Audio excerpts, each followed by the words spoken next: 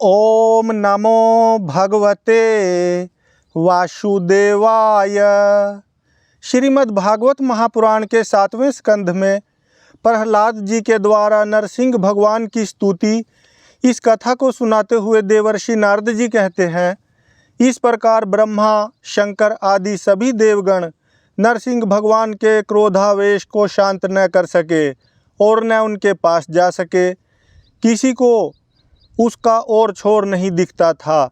देवताओं ने उन्हें शांत करने के लिए स्वयं लक्ष्मी जी को भेजा। उन्होंने जाकर जब नरसिंह भगवान का वह महान अद्भुत रूप देखा, तब भयवश वे भी उनके पास तक न जा सकीं।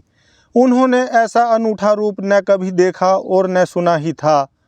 तब ब्रह्मा जी ने अपने पास ही खड़े प्रहलाद को यह कहकर भेजा कि बेटा, तुम्हारे पिता पर ही तो भगवान कुपित हुए थे, अब तुम ही उनके पास जाकर उन्हें शांत करो। भगवान के परम प्रेमी प्रहलाद, जो आज्ञा, ऐसा कहकर और धीरे से भगवान के पास जाकर हाथ जोड़ पृथ्वी पर साष्टांग लौट गए। नरसिंह भगवान ने देखा कि नन्हा सा बालक मेरे चरणों के पास पड़ा हुआ है। उनका हृदय दया से भर गया। उन्होंने प्रहलाद को उठाकर उनके सिर पर अपना वह करकमल रख दिया, जो काल सर्प से भयभीत पुरुषों को अभय दान करने वाला है। भगवान के करकमलों का स्पर्श होते ही उनके बचे खुचे अशुभ संस्कार भी झड़ गए। तत्काल उन्हें परमात्म तत्व का साक्षात्कार हो गया। उन्होंने बड़े प्रेम और आनंद में मग्न होकर भगवान के चरण कमलों को अपने हृदय में धारण किया। उस समय उनका सारा शरीर पुलकित हो गया। हृदय में प्रेम की धारा प्रवाहित होने लगी और नेत्रों से आनंदाश्रु झरने लगे। प्रहलाद जी भावपूर्ण हृदय और निर्निमेष नयनों से भगवान को देख रहे थे। भाव समाधि से स्वयं एकाग्र हुए मन के द्वारा उन्होंने भगवान के गुणों का चिंतन करते हुए प्रेम गदगद वाणी से स्तुति की। प्रहलाद जी ने कहा, ब्रह्मा आदि देवता, ऋषि मुनि और सिद्ध पुरुषों की बुद्धि निरंतर सत्व गुण में ही स्थित रहती है, फिर भी वे अपनी धारा प्रवाह स्तुति और अपने विविध गुणों से आपको अब तक भी संतुष्ट नहीं कर सके। फिर मैं तो घोर असुर जाति में उत्पन्न हुआ हूँ, क्या आप मुझसे संतुष्ट हो सकते हैं? मैं समझता हूँ कि धन, कुलीनता, रूप, तप, विद्या, ओज, तेज, प्रभाव, बल, पौरुष, बुद्धि और योग, ये सभी गुण परम पुरुष भगवान को संतुष्ट करने में समर्थ नहीं हैं। परंतु भक्ति से तो भगवान गजेंद्र पर भी संतुष्ट हो गए थे।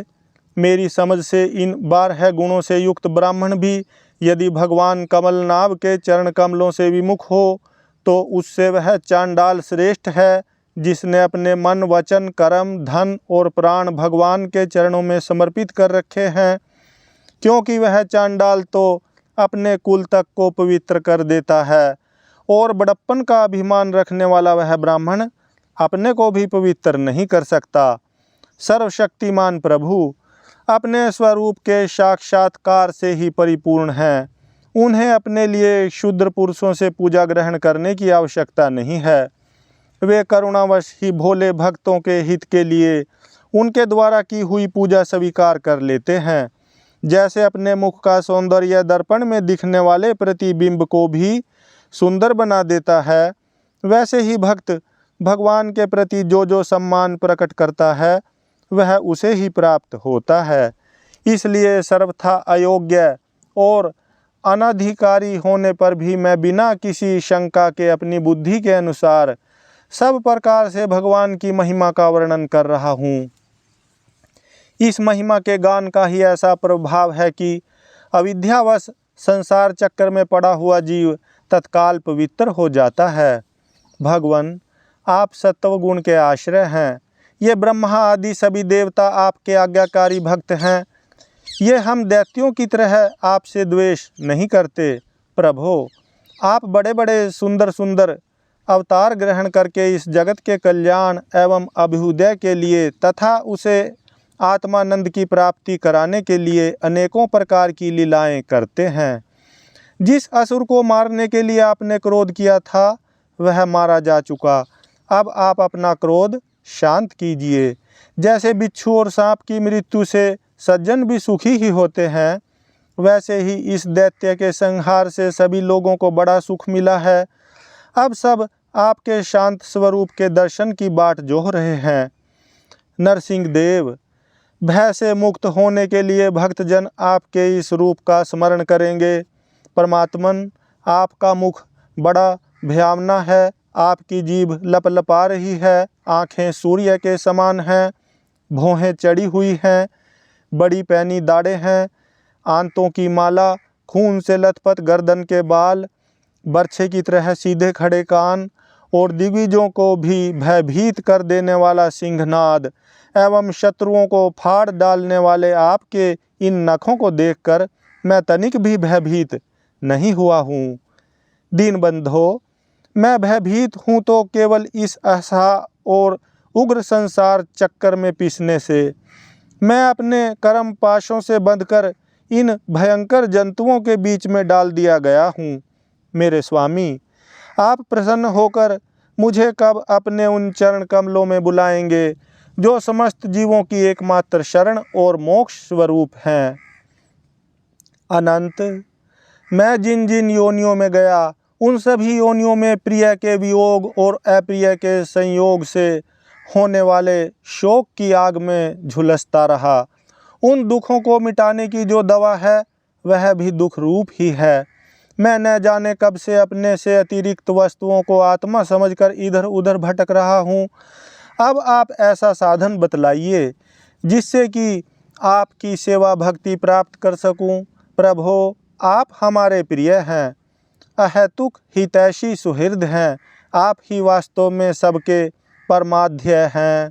मैं ब्रह्मा जी के द्वारा गाई हुई आपकी लीला कथाओं का गान करता हुआ बड़ी सुगमता से राग आदि प्राकृत गुणों से मुक्त होकर इस संसार की कठिनाइयों को पार कर जाऊंगा, क्योंकि आपके चरण युगलों में रहने वाले परम भक्त परमहंस महात्माओं का संग तो मुझे मिलता ही रहेगा।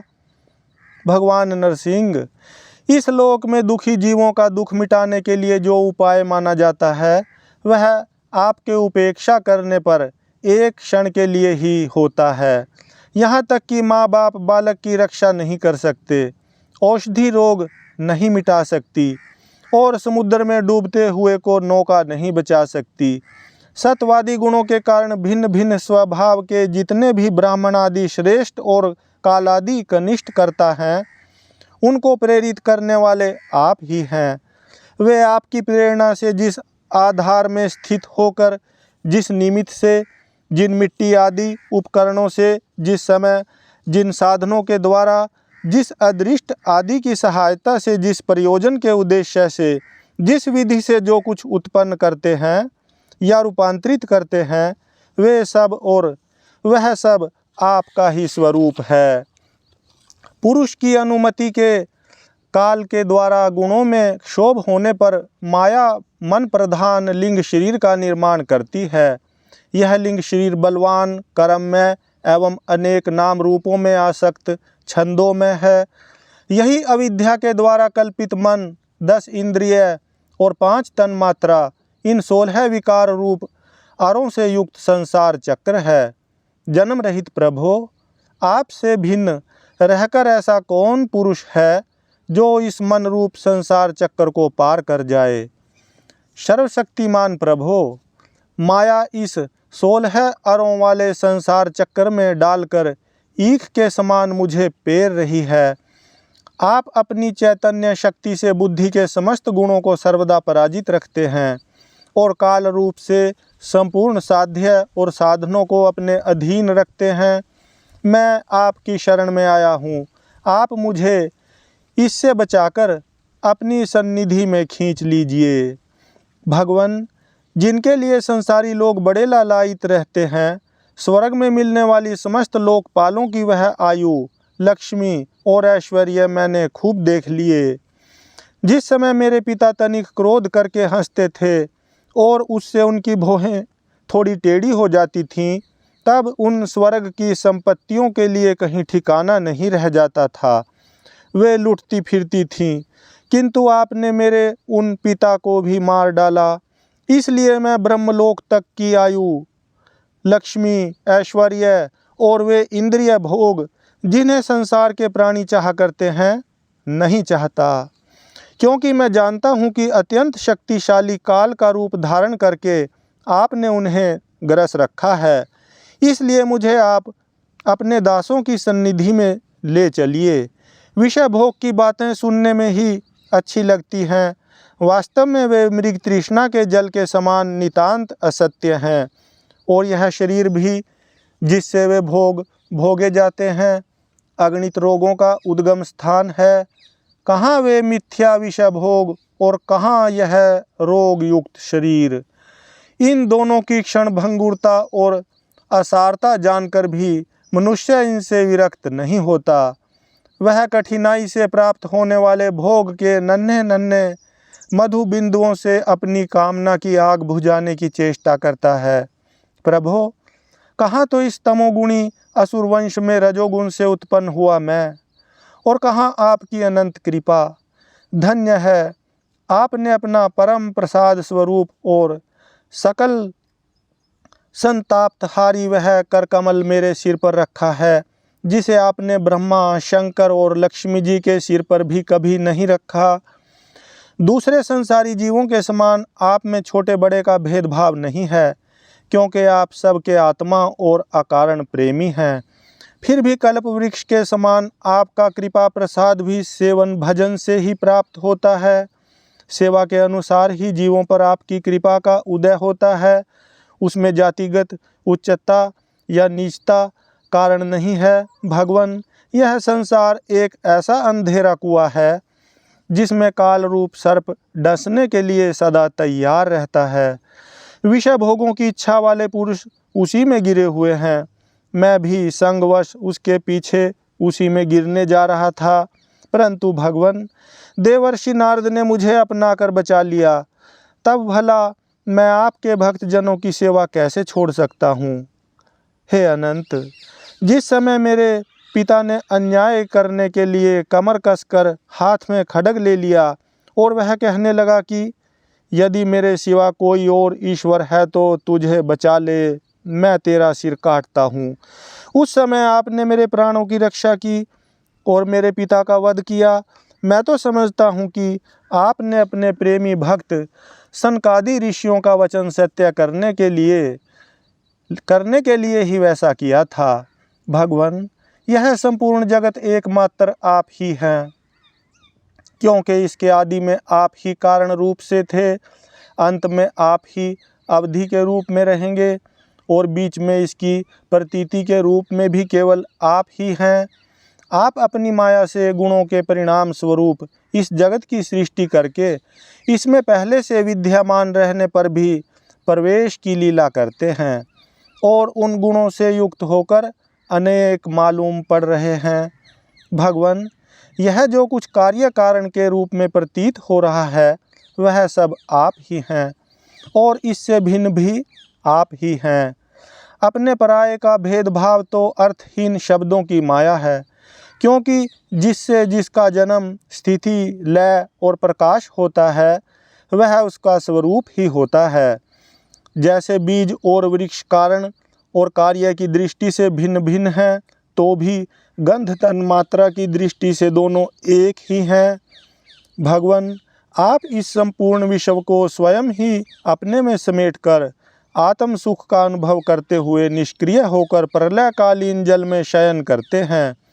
उस समय अपने स्वयं सिद्ध योग के द्वारा बाह्य दृष्टि को बंद कर आप अपने स्वरूप के प्रकाश में निद्रा को विलीन कर लेते हैं और तुरीय ब्रह्म पद में स्थित रहते हैं।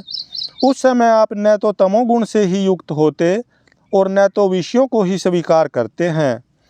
आप अपनी काल शक्ति से प्रकृति के गुणों को प्रेरित करते हैं, इसलिए यह ब्रह्मांड आपका ही शरीर है।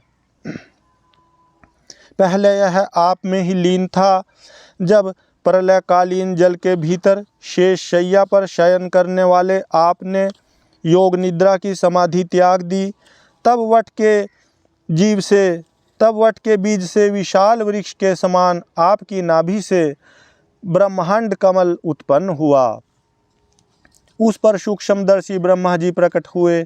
जब उन्हें कमल के सिवा और कुछ भी दिखाई न पड़ा, तब अपने में बीज रूप से व्याप्त आपको वे न जान सके और आपको अपने से बाहर समझकर जल के भीतर घुसकर 100 वर्ष तक ढूंढते रहे, परंतु वहाँ उन्हें कुछ नहीं मिला। यह ठीक ही है, क्योंकि अंकुर उग आने पर उसमें व्याप्त बीज को कोई बाहर अलग कैसे देख सकता है। ब्रह्मा को बड़ा आश्चर्य हुआ। वे हार कर कमल पर बैठ गए। बहुत समय बीतने पर तीव्र तपस्या करने से जब उनका हृदय शुद्ध हो गया, तब उन्हें भूत, इंद्रिय और अंतःकरण रूप अपने शरीर में ही ओतप्रोत रूप से स्थित आपके सूक्ष्म शरीर का साक्षात्कार हुआ। ठीक वैसे ही जैसे पृथ्वी में व्याप्त उसकी अति सूक्ष्म तन्मात्रा गंध का होता है। विराट पुरुष सहस्त्रों मुख, चरण, सिर, हाथ, जंघा, नासिका, मुख, कान, नेत्र, आभूषण और आयुधों से संपन्न था। 14 लोक उसके विभिन्न अंगों के रूप में शोभायमान थे। वह भगवान की एक लीलामयी मूर्ति थी। उसे देखकर ब्रह्मा जी को बड़ा आनंद हुआ। रजोगुण और तमोगुण रूप मधु और कैटभ नाम के 2 बड़े बलवान दैत्य थे। जब वे वेदों को चुरा कर ले गए, तब आपने हैग्रीव अवतार ग्रहण किया और उन दोनों को मारकर सत्वगुण रूप श्रुतियाँ ब्रह्मा जी को लौटा दीं। वह सत्वगुण ही आपका अत्यंत प्रिय शरीर है। महात्मा लोग इस प्रकार वर्णन करते हैं। पुरुषोत्तम, इस प्रकार आप मनुष्य, पशु, पक्षी, ऋषि, देवता और मत्स्य आदि अवतार लेकर लोकों का पालन तथा विश्व के द्रोहियों का संहार करते हैं। इन अवतारों के द्वारा आप प्रत्येक युग में उसके धर्मों की रक्षा करते हैं। कलयुग में आप छिपकर गुप्त रूप से ही रहते हैं, इसलिए आपका एक नाम त्रियुग भी है। वैकुंठनाथ, मेरे मन की बड़ी दुर्दशा है। वह पाप वासनाओं से तो कलुषित है ही, स्वयं भी अत्यंत दुष्ट है। वह प्रायः ही कामनाओं के कारण आतुर रहता है और हर शोक, भय एवं लोक परलोक, धन, पत्नी, पुत्र आदि की चिंताओं से व्याकुल रहता है। इसे आपकी लीला कथाओं में तो रस ही नहीं मिलता। इसके मारे मैं दीन हो रहा हूँ। ऐसे मन से मैं आपके स्वरूप का चिंतन कैसे करूँ। अच्युत, यह कभी न अघाने वाली जीभ मुझे स्वादिष्ट रसों की ओर खींचती रहती है। जननेन्द्रिय सुंदरी स्त्री की ओर, त्वचा सुकोमल स्पर्श की ओर, पेट भोजन की ओर, कान मधुर संगीत की ओर, नासिका भीनी भीनी सुगंध की ओर और ये चपल नेत्र सौंदर्य की ओर मुझे खींचते रहते हैं। इनके सिवा कर्मेंद्रियां भी अपने अपने विषयों की ओर ले जाने को जोर लगाती ही रहती हैं। मेरी तो वह दशा हो रही है जैसे किसी पुरुष की बहुत सी पत्नियां उसे अपने अपने शयन गृह में ले जाने के लिए चारों ओर से घसीट रही हों। इस प्रकार यह जीव अपने कर्मों के बंधन में पड़कर इस संसार रूप वैतरणी नदी में गिरा हुआ है। जन्म से मृत्यु, मृत्यु से जन्म और दोनों के द्वारा कर्म भोग करते करते यह भयभीत हो गया है। यह अपना है, यह पराया है, इस प्रकार के भेदभाव से युक्त होकर किसी से मित्रता करता है तो किसी से शत्रुता। आप इस मूढ़ जीव जाति की यह दुर्दशा देखकर करुणा से द्रवित हो जाइए। इस भव नदी से सर्वदा पार रहने वाले भगवन, इन प्राणियों को भी अब पार लगा दीजिए। हे जगत गुरु, आप इस सृष्टि की उत्पत्ति, स्थिति तथा पालन करने वाले हैं। ऐसी अवस्था में इन जीवों को इस भव नदी के पार उतार देने में आपको क्या प्रयास है। दीन जनों के परम हितैषी प्रभु, भूले भटके मूढ़ ही महान पुरुषों के विशेष अनुग्रह पात्र होते हैं। हमें उसकी कोई आवश्यकता नहीं है, क्योंकि हम आपके प्रियजनों की सेवा में लगे रहते हैं, इसलिए पार जाने की हमें कभी चिंता ही नहीं होती। परमात्मन, इस भव वैतरणी से पार उतरना दूसरे लोगों के लिए अवश्य ही कठिन है, परंतु मुझे तो इससे तनिक भी भय नहीं है, क्योंकि मेरा चित्त इस वैतरणी में नहीं, आपकी उन लीलाओं के गान में मग्न रहता है जो स्वर्गीय अमृत को भी तिरस्कृत करने वाली परमामृत स्वरूप हैं। मैं उन मूढ़ प्राणियों के लिए शोक कर रहा हूँ जो आपके गुणगान से विमुख रहकर इंद्रियों के विषयों का माया में झूठा सुख प्राप्त करने के लिए अपने सिर पर सारे संसार का भार ढोते रहते हैं। मेरे स्वामी, बड़े बड़े ऋषि मुनि तो प्रायः अपनी मुक्ति के लिए निर्जन वन में जाकर मौन व्रत धारण कर लेते हैं। वे दूसरों की भलाई के लिए कोई विशेष प्रयत्न नहीं करते, परंतु मेरी दशा तो दूसरी ही हो रही है।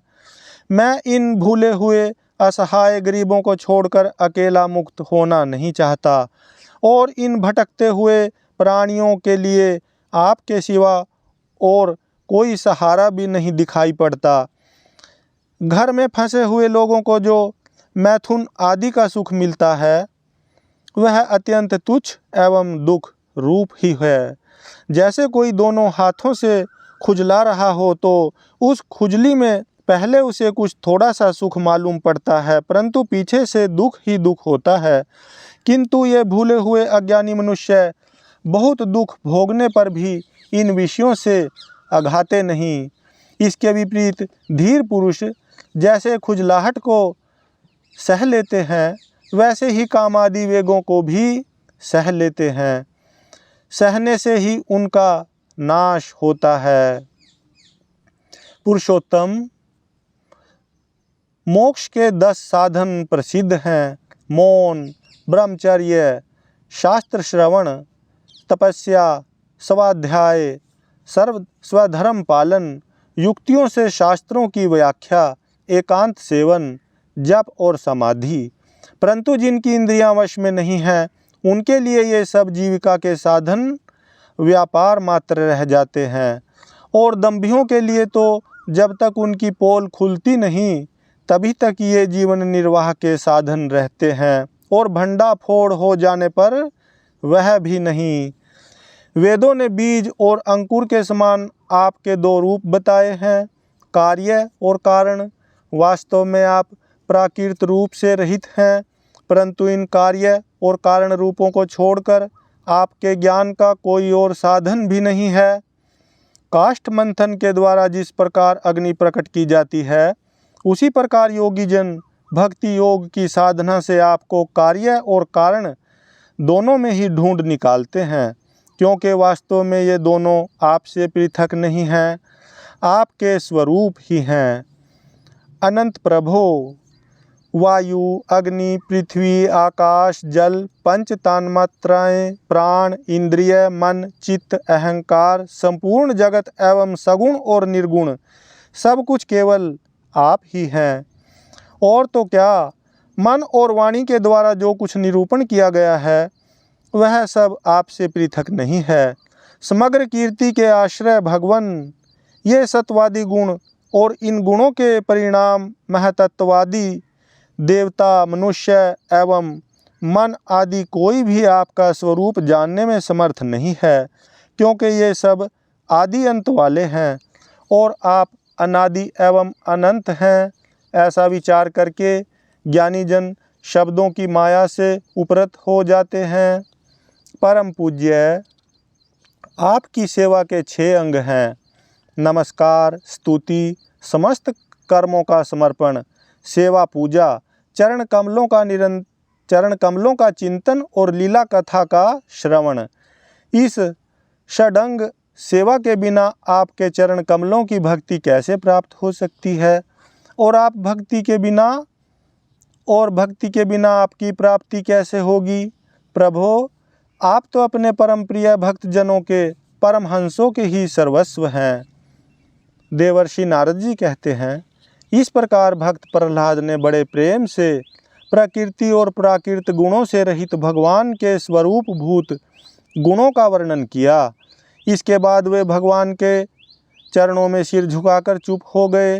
नरसिंह भगवान का क्रोध शांत हो गया और वे बड़े प्रेम तथा प्रसन्नता से बोले, श्री नरसिंह भगवान ने कहा, परम कल्याण स्वरूप प्रहलाद, तुम्हारा कल्याण हो। दैत्य श्रेष्ठ, मैं तुम पर अत्यंत प्रसन्न हूँ। तुम्हारी जो अभिलाषा हो मुझसे मांग लो। मैं जीवों की इच्छाओं को पूर्ण करने वाला हूँ। आयुष्मान, जो मुझे प्रसन्न नहीं कर लेता उसे मेरा दर्शन मिलना बहुत ही कठिन है, परंतु जब मेरे दर्शन हो जाते हैं तब फिर प्राणी के हृदय में किसी प्रकार की जलन नहीं रह जाती। मैं समस्त मनोरथों को पूर्ण करने वाला हूँ, इसलिए सभी कल्याणकामी परम भाग्यवान साधुजन जितेंद्रिय होकर अपनी समस्त वृत्तियों से मुझे प्रसन्न करने का ही यत्न करते हैं। असुर कुलभूषण प्रहलाद जी भगवान के अनन्य प्रेमी थे, इसलिए बड़े बड़े लोगों को प्रलोभन में डालने वाले वरों के द्वारा प्रलोभित किए जाने पर भी उन्होंने उनकी इच्छा नहीं की। प्रहलाद जी के राज्याभिषेक और त्रिपुर दहन की कथा को सुनाते हुए इससे आगे देवर्षि नारद जी कहते हैं, प्रहलाद जी ने बालक होने पर भी यही समझा कि वरदान मांगना प्रेम भक्ति का विघ्न है, इसलिए कुछ मुस्कुराते हुए भगवान से बोले। प्रहलाद जी ने कहा, प्रभु, मैं जन्म से ही विषय भोगों में आसक्त हूँ, अब मुझे इन वरों के द्वारा आप लुभाइए नहीं। मैं उन भोगों के संग से डरकर उनके द्वारा होने वाली तीव्र वेदना का अनुभव कर उनसे छूटने की अभिलाषा से ही आपकी शरण में आया हूँ। भगवान, मुझ में भक्त के लक्षण हैं या नहीं, यह जानने के लिए आपने अपने भक्त को वरदान मांगने की ओर प्रेरित किया है। ये विषय भोग हृदय की गांठ को और भी मजबूत करने वाले तथा बार बार जन्म मृत्यु के चक्कर में डालने वाले हैं। जगत गुरु, परीक्षा के सिवा ऐसा कहने का और कोई कारण नहीं दिखता, क्योंकि आप परम दयालु हैं। अपने भक्त को भोगों में फंसाने वाला वर कैसे दे सकते हैं? आपसे जो सेवक अपनी कामनाएं पूर्ण करना चाहता है वह सेवक नहीं, वह तो लेन देन करने वाला निरा बनिया है। जो स्वामी से अपनी कामनाओं की पूर्ति चाहता है वह सेवक नहीं, और जो सेवक से सेवा कराने के लिए, उसका स्वामी बनने के लिए उसकी कामनाएं पूर्ण करता है वह स्वामी नहीं। मैं आपका निष्काम सेवक हूँ और आप मेरे निरपेक्ष स्वामी हैं। जैसे राजा और उसके सेवकों का प्रयोजनवश स्वामी सेवक का संबंध रहता है, वैसा तो मेरा और आपका संबंध है नहीं। मेरे वरदानी शिरोमणि स्वामी, यदि आप मुझे मुँह मांगा वर देना ही चाहते हैं तो यह वर दीजिए कि मेरे हृदय में कभी किसी कामना का बीज अंकुरित ही न हो।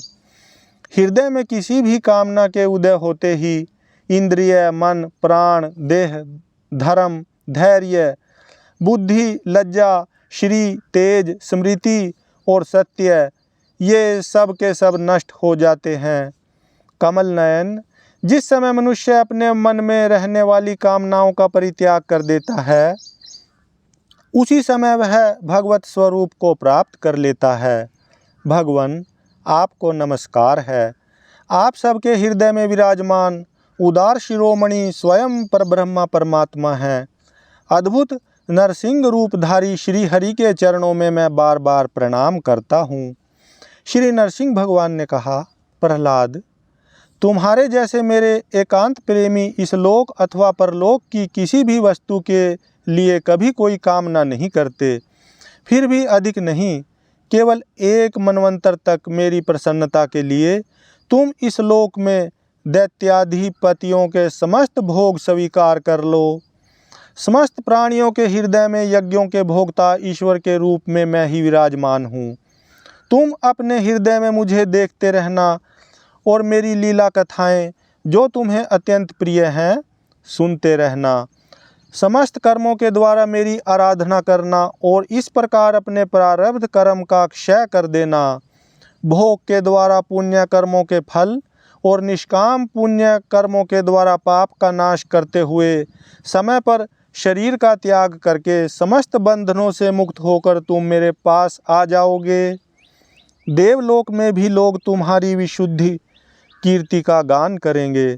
तुम्हारे द्वारा की हुई मेरी स्तुति का जो मनुष्य कीर्तन करेगा और साथ ही मेरा और तुम्हारा स्मरण भी करेगा, वह समय पर कर्मों के बंधन से मुक्त हो जाएगा। प्रहलाद जी ने कहा, महेश्वर, आप वर देने वालों के स्वामी हैं। आपसे मैं एक वर और मांगता हूँ। मेरे पिता ने आपके ईश्वरीय तेज को और सर्वशक्तिमान चराचर गुरु स्वयं आपको न जानकर आपकी बड़ी निंदा की है।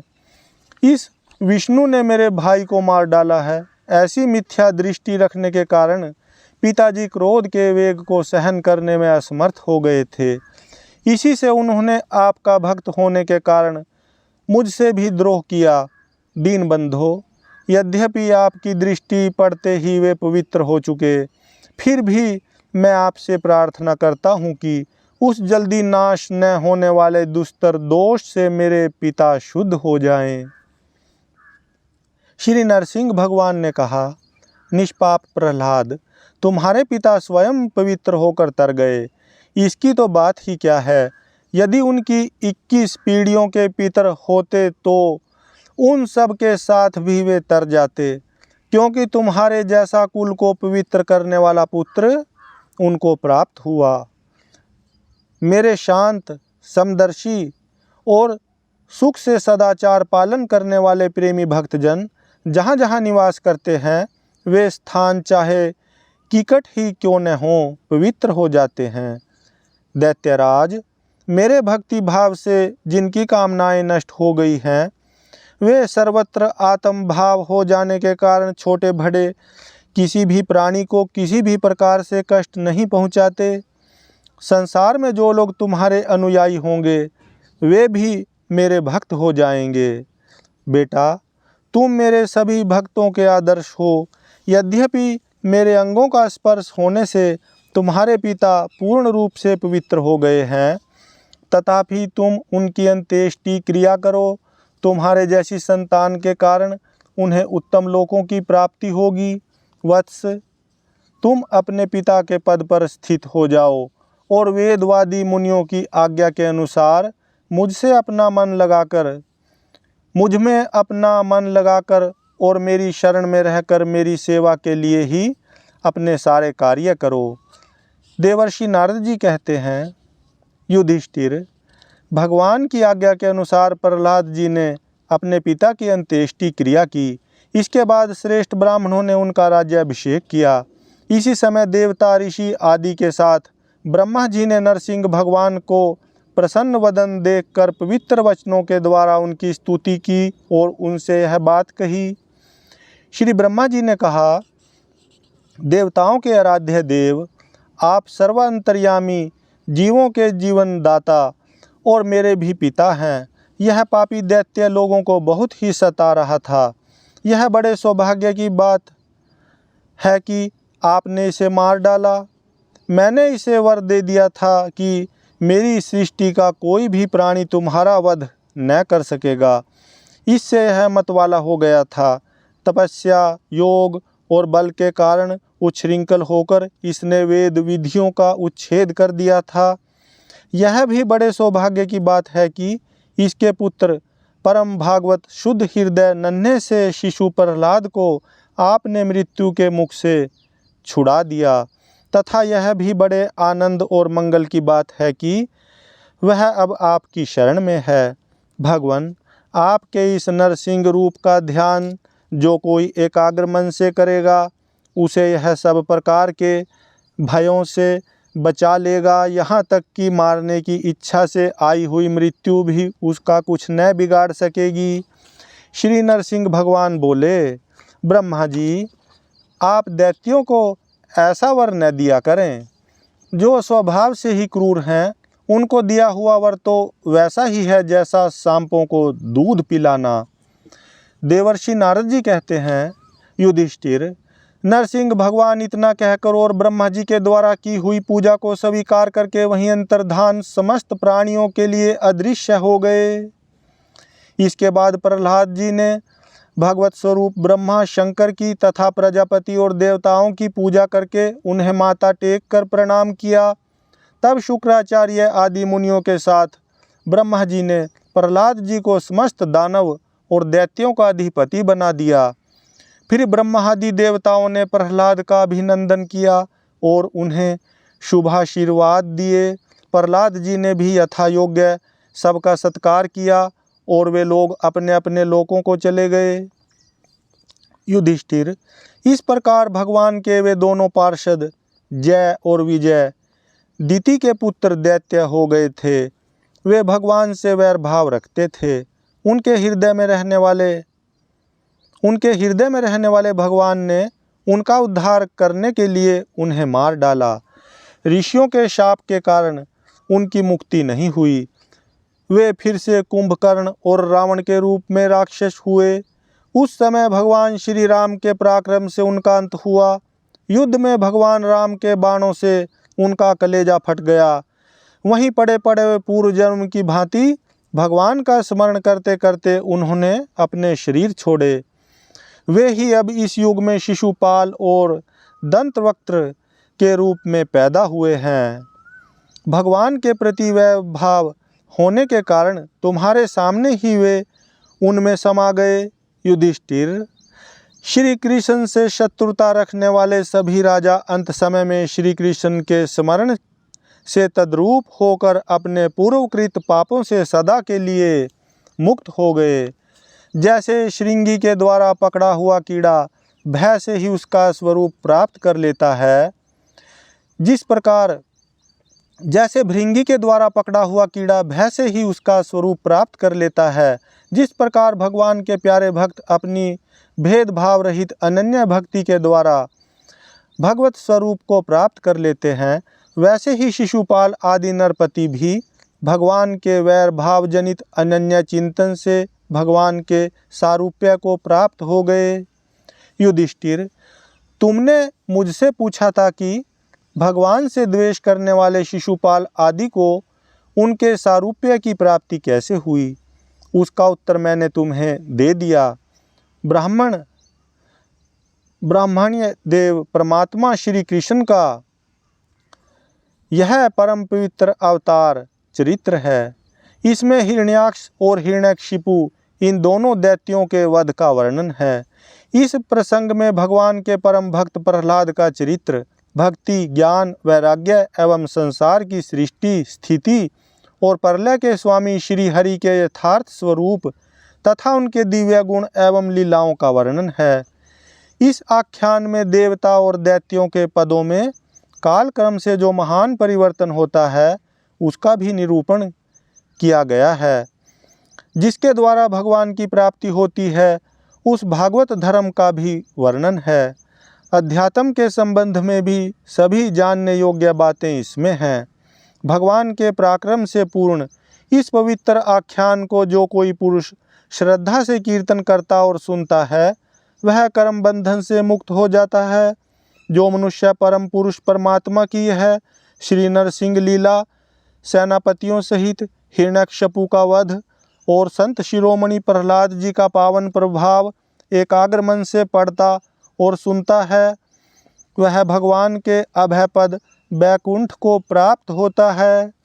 युधिष्ठिर, इस मनुष्य लोक में तुम लोगों के भाग्य अत्यंत प्रशंसनीय हैं, क्योंकि तुम्हारे घर में साक्षात परब्रह्मा परमात्मा मनुष्य का रूप धारण करके गुप्त रूप से निवास करते हैं।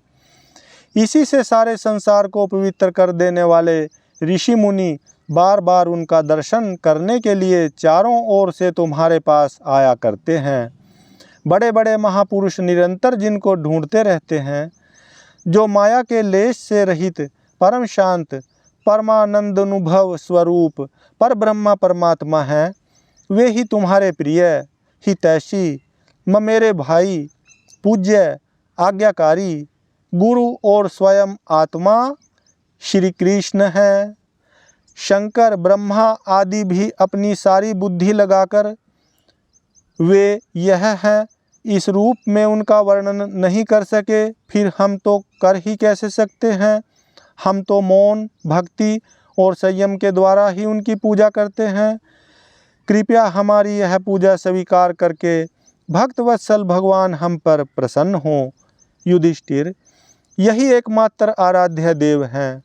प्राचीन काल में बहुत बड़े मायावी मयासुर ने जब रुद्रदेव की कमनीय कीर्ति में कलंक लगाना चाहा था, तब इन्हीं भगवान श्री कृष्ण ने फिर से उनके यश की रक्षा और विस्तार किया था। राजा युधिष्ठिर ने पूछा, नारद जी, मैं दानव किस कार्य में जगदीश्वर रुद्रदेव का यश नष्ट करना चाहता था और भगवान श्री कृष्ण ने किस प्रकार उनके यश की रक्षा की, आप कृपा करके बतलाइए।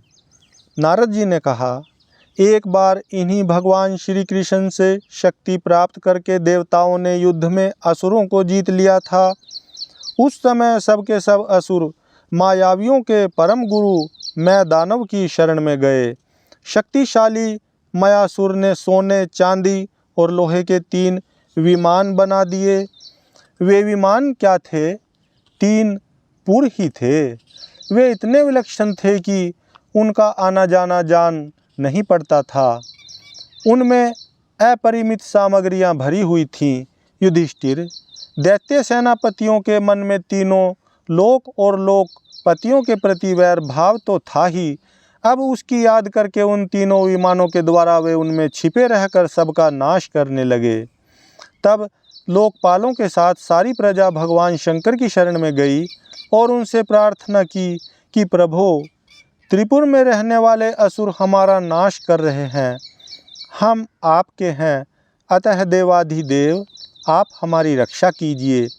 उनकी प्रार्थना सुनकर भगवान शंकर ने कृपापूर्ण शब्दों में कहा, डरो मत।